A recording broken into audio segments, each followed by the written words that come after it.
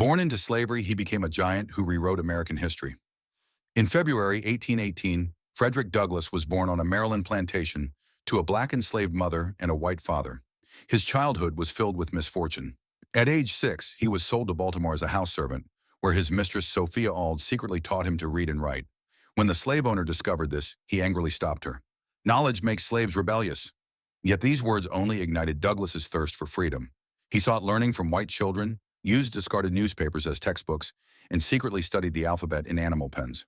In 1833, at 15, he was sold to Edward Covey, notorious for breaking slaves.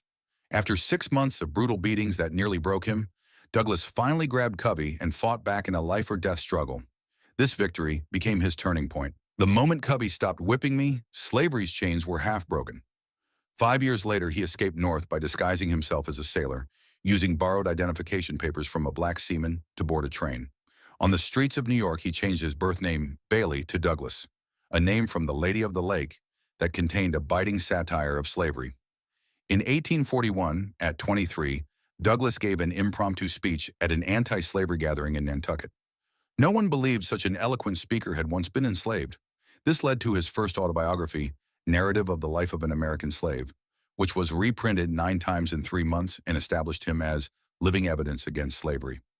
Later forced into exile in England, he returned with his freedom purchased by British supporters and founded the North Star newspaper, whose office basement became an underground railroad station.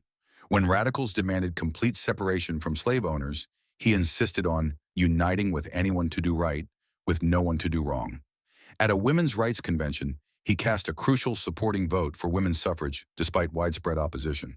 "If I have rights while my mother, wife, and daughter do not, this freedom is incomplete."